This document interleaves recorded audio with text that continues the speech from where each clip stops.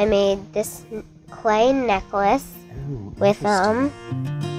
She has more strength and conviction and optimism at that age than I do now. She's my hero. On Saturday, I got this first place trophy for archery. So you always want to put the odd feather out. Got it. Emma is sharp. She's super sharp. She also has a vocabulary more advanced than I was at that age, for sure. What's the a bone marrow, and that's when they stick like huge needle with methotrexate, which is another chemo. Metho what? Methotrexate. Her experiences have taught her some very significant ways of stepping into life and living it.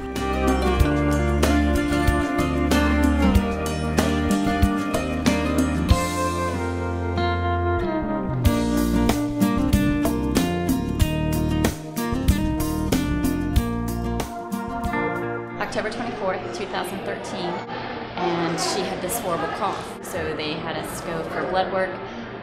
That was at about noon, and by 1 p.m.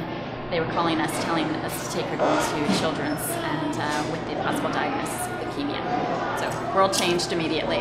So that's me, that's Birdman, and that's Mama, that's Mimi. You know, I got scared for my daughter for a little while during this phase.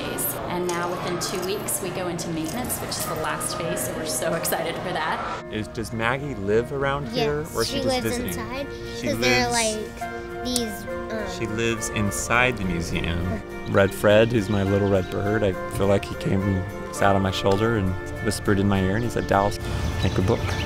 Penny's the closest friend. The Algernon, Red Fred, Magnus, dude, this guy, right? Here's this book, here's this thing that's here now that wasn't here before, and you helped me do it. Today we were talking about the color of her bird, and she told me it was magenta, which not too many children under 10 know what magenta is. Like, she was very conscious of the choices she was making for color, for shape and size. That's a similar thing. She's like, littler than that, but bigger than that. Stop. Keep it? You sure?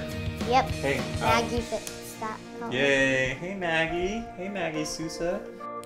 She's a scaredy cat, she's funny, and she's adventurous. He and the spooky troop, they push rocks down, so it's like the tunnel's collapsing, and then Magnus comes in and holds the rocks. Oh my gosh, this is so good. First time she came out was probably when she was around 5, fell in love with it, and she spends hours. This is my favorite place. But I think her biggest wish is to just get back to school, not have to be so structured with, you can't eat at this point because we've taken medication, or, you know, no, we can't go on vacation because we've got chemo in 2 days. Just getting back to being a kid. I genuinely do think the nature of pain and illness and fatigue are significant teachers.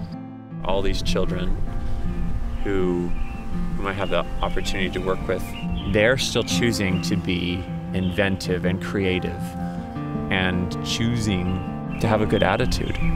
Ever since her diagnosis, I've said she's my hero. Like, one day I want to grow up to be like her. Up higher, down lower. Who trained you?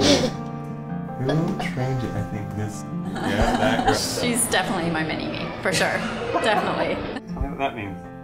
Hair loss. So when... I got 2 because I lost my hair twice. Her diagnosis, while it's traumatic and it's life-changing and it's difficult to process as a parent, it's been the biggest blessing in our life. She has grown tremendously despite it, and the people that have come into our life because of it have touched us in more ways than we could ever imagine. Our faith is so strong. We've been, as a family, through so many things. We see God in the smallest little ways. We live with the hope that she is going to do amazing things. I can't think of a better way to express and show support than, like, come to a book signing, read her story, see the lessons that she's come up with, and meet her yourself and see why you'll be enlightened and enthused by the prowess and the creativity of this little girl.